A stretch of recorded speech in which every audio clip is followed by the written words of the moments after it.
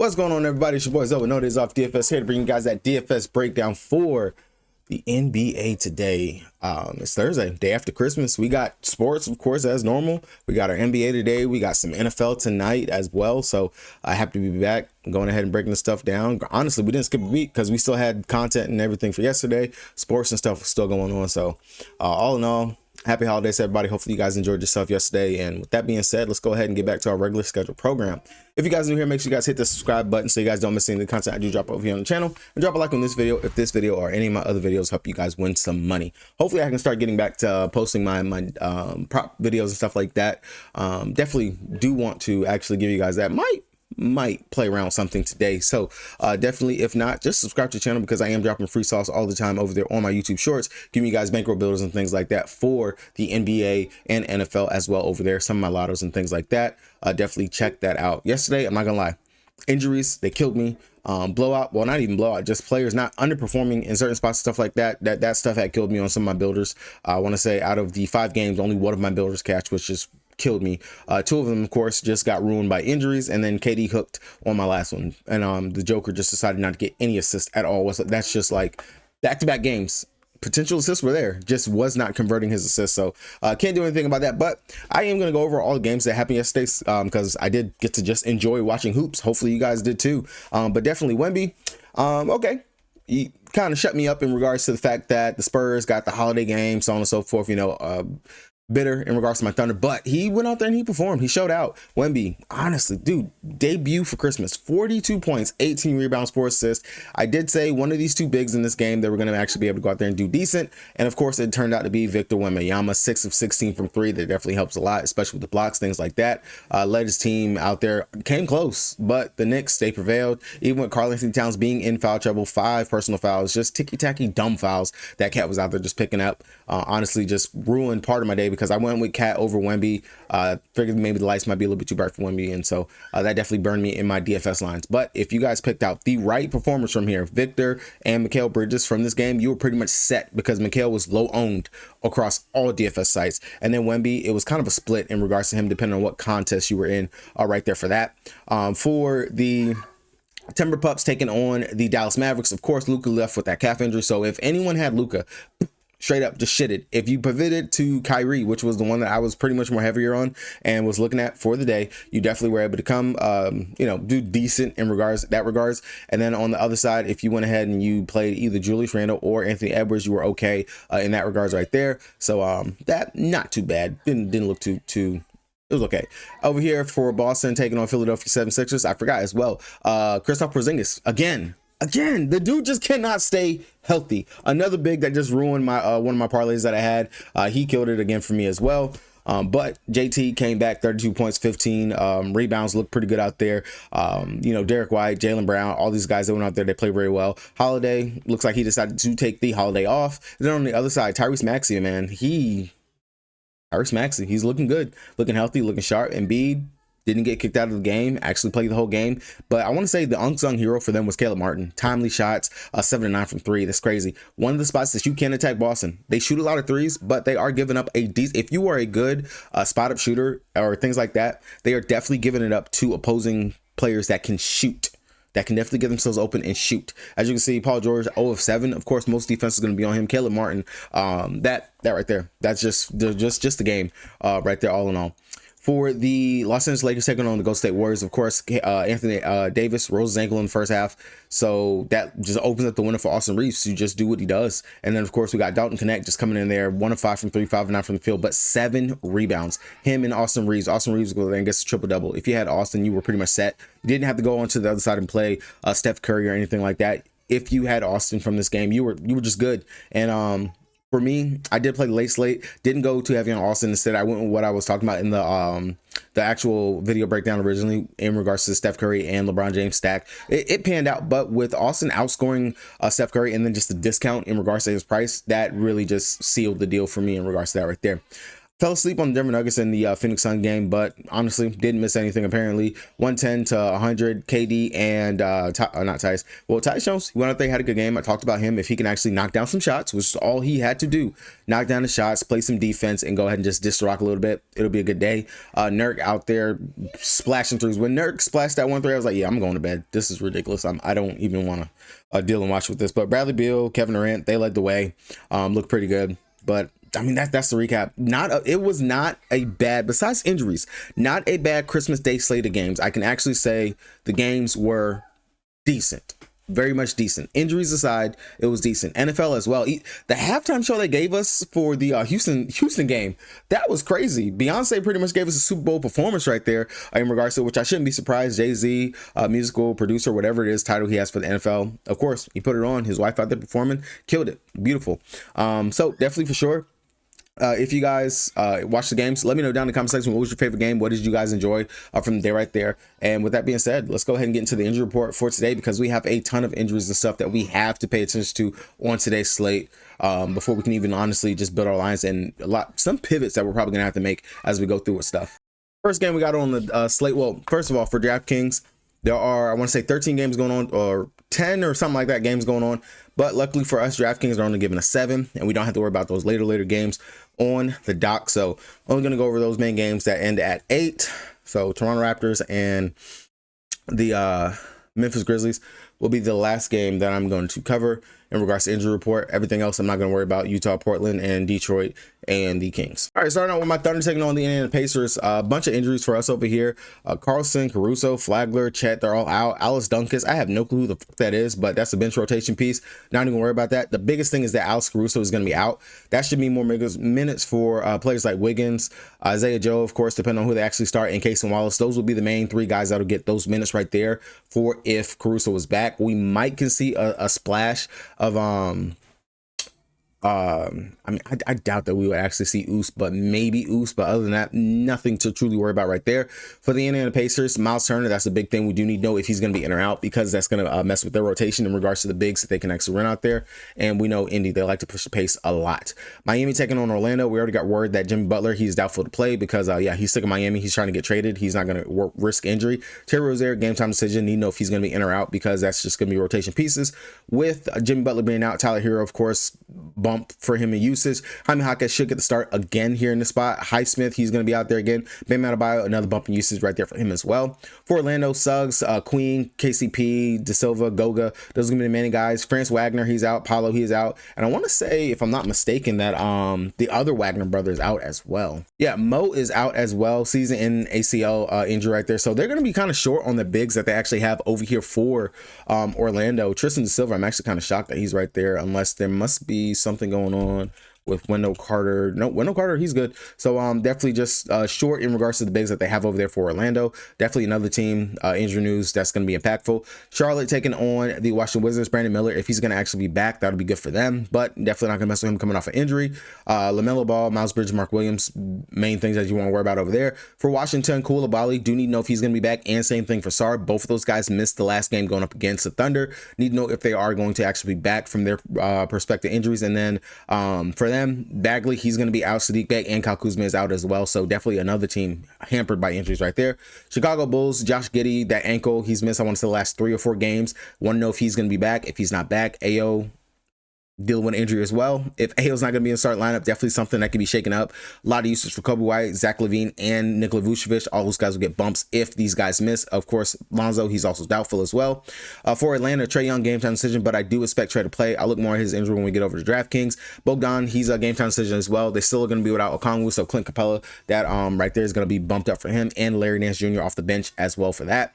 Houston Rockets taking on New Orleans Pelicans. Tari Easton, game time decision. Dylan Brooks, he's out, so that means we're going to get the Amen Thompson show. And as long as they keep his price down low, that's going to be really good for us, because really good fantasy point per minute produced when he is out there on the court. Defensive upside, all those things for him. And it's a pretty good matchup going up against the New Orleans Pelicans, who are dealing with Trey Murphy, game time decision. Jalen Green, or Josh Green, he's a game time decision. They're without Alvarado, Brandon Ingram, and Zion. So another team, of course, this is just a injury-riddled slate. Brooklyn Nets taking on the Milwaukee Bucks. Ben Simmons, game time decision. Dorian Finney-Smith, another game time decision as well. For Milwaukee, Dame, magically calf strain after the cup, still with that tag. Chris Middleton fully expect to play. Giannis, I expect for him to be back as well. For Toronto, Podol, he's going to be out. That's just the biggest thing. And quickly, they're out, but they've been out for quite some time. On the Memphis Grizzlies side, nothing really that we got to worry about for them, unless you're worried about Marcus Smart or something like that. But all those guys are out, and that's going to be it in regards to the injury report. Heading over to DraftKings site, I play the most on the site. If you guys don't got an account, you want one, check the link down in the description below so you guys get that deposit bonus and join your boy over here on the King. Going over, looking at it, they got 50K up top to first, $15 entry. To me, it looks like it's one of those middle slates where it's enough games for us to have a decent day. And I love some of these games, definitely some targets like this first game, Charlotte taking on the Washington Wizards. This one should be a fast-paced game. Watching the Washington Wizards, which was probably on my second game, actually watching them play and going up against the team in the Atlanta Hawks, who we already know they can play fast and everything. We know that that the Charlotte Hornets, they can play fast. Washington, they are literally just quick, fast, strike for them as well. I do love the upside for several of the players over here on both sides of this. Starting out with Charlotte, looking at them, LaMelo Ball, of course, I want him. Mark Williams, I would expect for his minutes to continue to tick up. He played 19 minutes in back-to-back of the last couple of games. Of course, he's not playing any back-to-backs, but I expect that to finally maybe tick up to like 22, but he's still a very good fantasy point per minute producer when he is out there on the court. Great matchup for him going up against the Washington Wizards when he played them in 19 minutes before the break. 31.5 fantasy points. 4,900 below 5K can give me at least 30 fantasy points. I will still go ahead and take that all day. Grades out is very good value over here. And then, of course, if Brandon Miller does miss, that's just a boost for LaMelo Ball. Still, all the shots that he can take, the assist upside and everything that he has, we know he can rebound as well. And when Melo doesn't get himself into foul trouble, he can play some defense. Love him at 10K. Definitely would be someone I would spend up for as one of my studs to look at for today. Besides him, SGA, Trae Young, things like that. Definitely one of the studs I would be looking to on the day.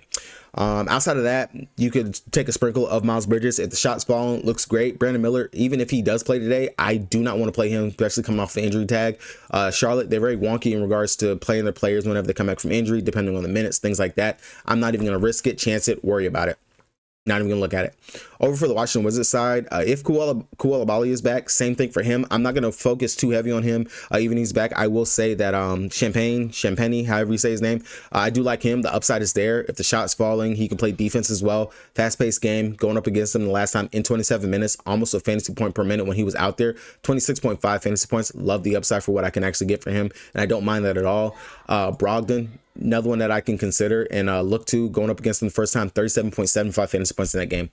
Very good spot for him. Upside is there, especially if they are missing Koulibaly and things like that. Mike can solidify him for about 30-ish minutes. And then last but not least, Jordan Poole, him as well. 34 minutes, 46.25. Like I said, quick trigger. We'll go out there and just shoot. He has the green light out there, doing very well in regards to his playmaking and things like that as well. So I do like the upside for Poole as another play that I wouldn't mind getting to in playing on today's slate. So I do like that one as well. Outside of that, no one else really sticks out, pops out, or something that you have to have or want to get to from this game. Like I said, for studs, really do like LaMelo and definitely would consider Jordan Poole from either side of this game. Both those guys definitely stick out and grade out as really great plays for me and to me. OKC Thunder taking on the Indiana Pacers. I expect this game to be a decent game. I do like parts from both sides and not just your normal pieces. Talking about Shea, 10-3. I don't think the matchup is bad for him. I do believe that he'll be able to go ahead and get his spots, do things that he normally does in regards to it, coming off a rest and things like that. But I will say for 10-3, I would rather look to the LaMelos. Getting myself tongue-tied, sorry. Look to Melo, look to Trae Young, things like that at that guard position. I don't feel like I need to pay up for Shea. I will say, counterpart to that, Jalen Williams, I love the upside for him. I love the aggression that he was playing with in the last two games. I watch every single Thunder game. I promise you that. Of course, favorite team. And the aggression that I'm seeing, Mark mess with the rotations. If Jalen continues to keep that foot on the pedal and just continue to have that breakout year and season like what he's been doing, love the upside for that 8K price tag. And I do believe this is a good spot for him going up against Pascal Siakam and whoever else they decide to throw at him. Get into that mid-range game, things like that, where he continues to thrive and excel. And we've seen it from opposing power forward / small forwards that play kind of that same style like what Jalen Williams does. Kevin Durant, 61 fantasy points. Trey Murphy, 32.5 fantasy points. Cam Johnson, 44.25 fantasy points in these last several games that the Pacers have played. If they're going to shut down Shea, focus on Shea, Jalen Williams is going to have to be their bright spot. Now, outside of him, I do believe that 7-3 is too low for Isaiah Hartenstein, who, as we do know, double threat. As you can see, 4 out of the last 5 games, double doubles, and just looking at 30 plus fantasy point in every single game. This is going to be another good spot for another opposing player who can definitely go out there and do pretty much everything. And to put him in a pool of players that we can consider in regards to the upside, look at what Sabonis did. 52.25. I understand this is a revenge game for Sabonis, but 52.25 points for a player who can go out there and get rebounds, who can assist, who can score as well down low in the post, things like that, where the Pacers do struggle, especially Miles Turner gets himself into foul trouble, things like that. I can see that happening for him going up against Isaiah Hartenstein, and the upside for him is tremendous right here. Outside of that, Messi for the Pelicans, 33.5 fantasy points in this game. And then even Nick Claxton, a big that plays in the paint, rebounding, points, that's where he gets a lot of it at, 30.5 fantasy points. So the upside is definitely going to be there for him. I do like it in this position spot for iHeart. Definitely would consider him. Now on the flip side, other side of that, the only player that really does stick out, and I do like his upside and what I believe that he can bring, is going to be Halliburton. He's been playing very well over his last several games. Definitely interesting to see if he can continue to keep that momentum. Again, shooters, if you let him get open, you let him get hot, they tend to go ahead and kill us. Halliburton, he's been chucking that 3 ball quite a bit. He's had decent games going up against us inside the pass, and at 8.2, I do believe that is actually kind of cheap for the upside that Halliburton can actually bring. 30 plus fantasy points in last 5 of his games. Do believe that is going to be there for him. And then if you look at the last couple of point guards that we have faced and that we've allowed to be able to go off, Poole went out there 51.75 fantasy points, Tyler Hero 59.5 fantasy points. If Suggs didn't get injured in 18 minutes, he had 25.75 fantasy points. Dame in the cup game, 36.5. Freddie V, 31 fantasy points. Luka, 44. DeJounte Murray, 52. If you guys don't get it by now, just sign off. Just stop watching the video. Miami Heat taking on Orlando. I do think this might be one of those uglyish, mucky games right here.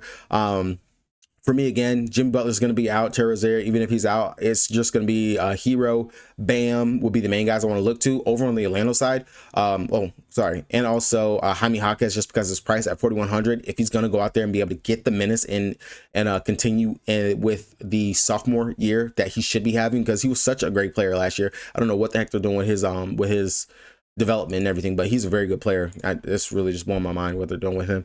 But on the Orlando side, for the fact that they are limited and down in regards to the bigs, I do love the upside for Goga. Last game before they went on break, 31 minutes, 41.25 fantasy points going up against Miami. Not going to say he's going to repeat that, but this is a good spot for him, especially for the fact of you don't got Mo, you don't got France, you don't got Paulo. You're missing a lot of your bigs. You're having to rely on Jonathan Isaac. You're having to rely on, Caleb Houston, Howard, Tristan Da Silva, all these other bigs. Goga, very reliable, has carved himself a very good role out here for Orlando, and sitting at 6'5", that's a very good price tag for him.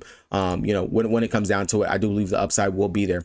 Chicago taking on Atlanta. This game right here is probably going to be a game, not even just probably, it is a game stackable game that I do want to focus on for today. Pieces from both sides, definitely some injury implications that we do have to pay attention to, because again, if Ayo Dosunmu, who is out here, he's questionable with his right Achilles, I ain't even gonna try to say that word, but with his right Achilles, if he's going to miss, and then of course if you got Josh Giddey missing, that's just going to boost Zach LaVine, Kobe White. Both of those guys get a huge boost in regards to their production and what they should be able to go out there and give us and do in this position. I will say Zach LaVine on the trade block again, once again, every year seems like we hear this news right here for him. Really hasn't given us the greatest game over his last 2 games, 27 and 28 fantasy points in these last 2 games, but as a shot has fallen, and of course the usage is going to be there, playmaking duties and stuff like that. If Josh Giddey, Ayo miss, I don't mind 7,100. That's a very good price tag to pay for him. And then again, Kobe White, up and down season for him, coming off of some pretty shitty games over his last couple, but we do know going up against the Hawks, they play, depending on whoever Dyson Daniels is on, he's going to be the more feisty defender, which I would imagine he would be on Zach. I do believe that Kobe White should be able to go out here and have a decent game of source if he's able to knock it down from 3, get the playmaking dudes, pick and roll between him, Vooch, things like that. Loving the upside at 6,200. That's going to be really good for him. On the flip side, long as Trey is in, love the upside for Trey. Even if Trey misses, Jalen Johnson as well. I like what I can see in regards to that. 9K for him. It will be between one of these 2 guys right here that I would want to take from Atlanta. One of these 2.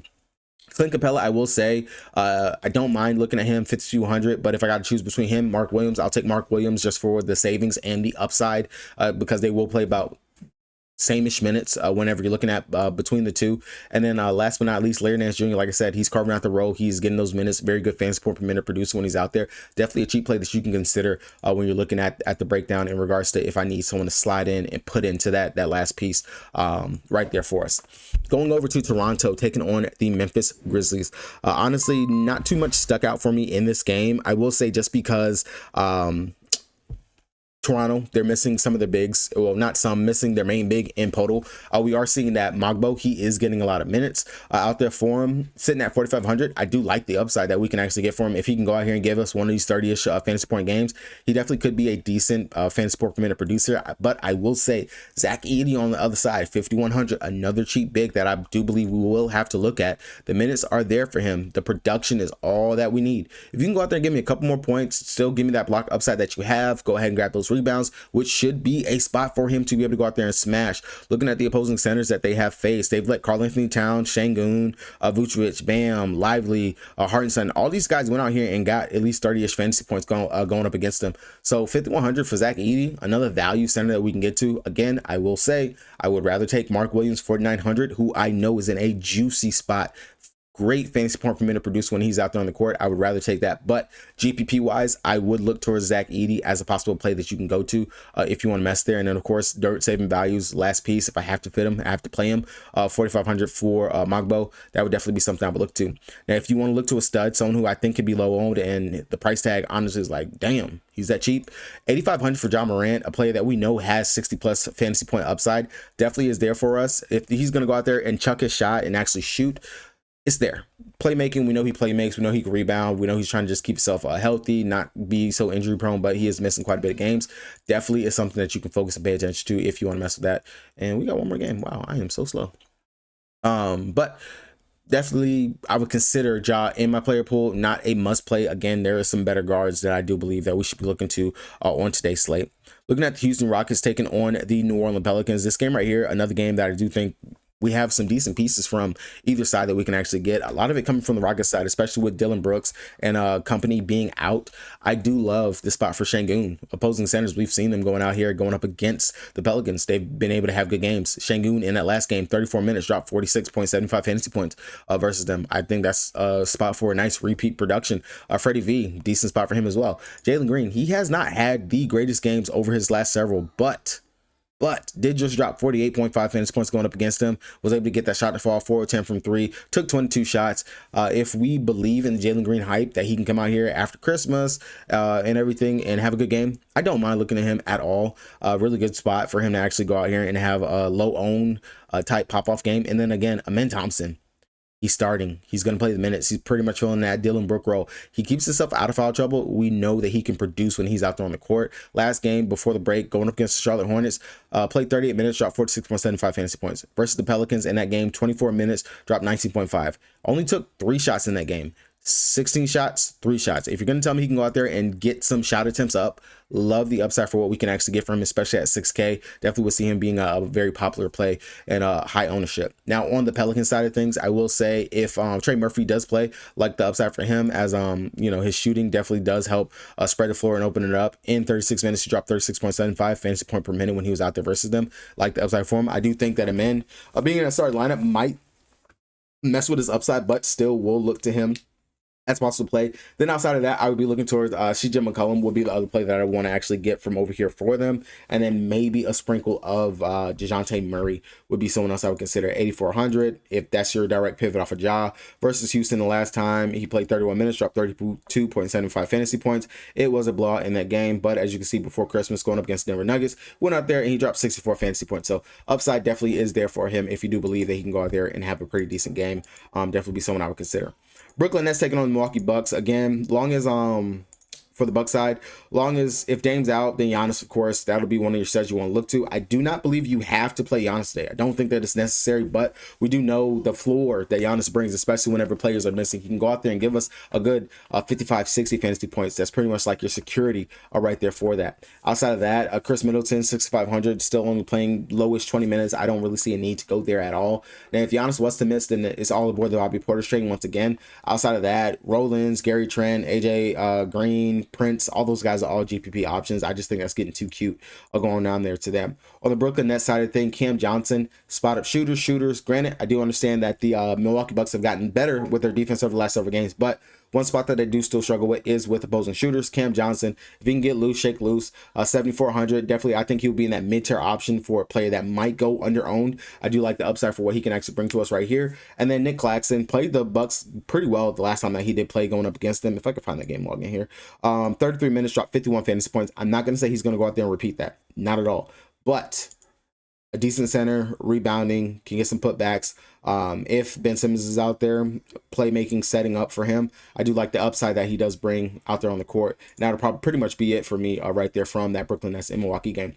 So hopefully you guys were able to get a little something from this video right here. Again, as always, if you guys did get something, make sure you guys drop a like on this video and subscribe to the channel if you guys did enjoy the content. Hopefully you guys have a good day. I definitely will go ahead and get my builders and stuff out. DraftKings, they normally have their alt lines and stuff up, so I'm going to go ahead and dig into that right now. Good luck to everybody. Happy holidays once again. Peace.